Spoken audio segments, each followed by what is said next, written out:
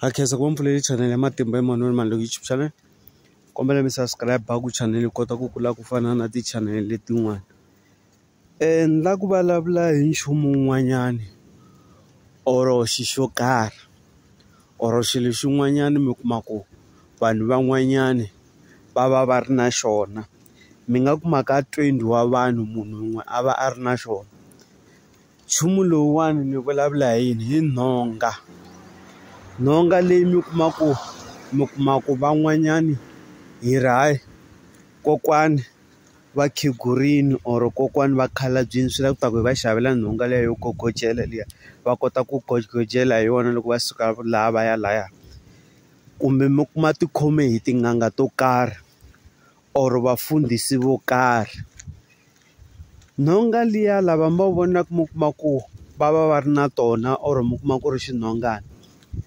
Nhonga liya ka van'wanyana yi fana na xibamu. Nhonga liya van'wanyana va tisirhelela hi yona ku loko mindyangu yi ta va tlherisa mindyangu hi nhonga liya. Ende nhonga liya munhu a nge ku tsutsumisi yona munhu la tshamaka na nhonga liya na pece. I to n'wi vona a khome nhonga liya loko wena i n'wi yela na mindyangu yo karhi ngopfungopfu vanhu lava yaka na mindyangu va lala. Loko a khoma nhonga liya swilo leswi wena ni nga ta na swona swilo swo huma endleleni a hi nge swi swa vuloyi swi swa yinini. Loko fika la kusuhani na munhu loyi a khome nhonga liya i kuma ku wena yelani i hela matimba. A wa ha koti ku tirha swilo leswi a wu lava ku endlela munhu luya. Loko ku ri yena a wu lava ta n'wi vondzokela swilo swo karhi swilo leswi a wu lava ku ta n'wi endla swona a wa ha swi endli. I kuma ku van'wanyana u kuma ku a khome nhonga liya i to sala i hlamala a hindini. Ende vanhu lava tinhonga letiya loko va ti xava lomu ti xaviwa kona to tala mi ta ti vona ka tindhawu to hambanahambana va ti xava swo fana na le ka ti-multi shop or ka vanhu vo karhi vo vatlavatla na lomu makaya va kha va byela vo vatla mi kombe munhu a fika ku ni kombela mi ni va tlela nhonga yo karhi. Nhonga leyi i teka a yisa like ka tin'anga to karhi va fika va n'wi tirhela yona nhonga liya kumbe a yisa ka tikereke to karhi va fika va n'wi tirhela yona nhonga liya. Ende nhonga liya n'winyi wa yona wa hi hlonipha.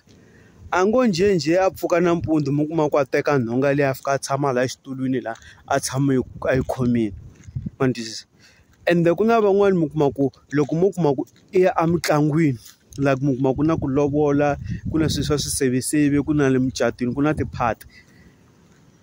Ka vanhu va 10 lava nga ta vona va khome tinhonga letiya 9 wa vona va ta na tinhonga letiya for fashion for ku bomba.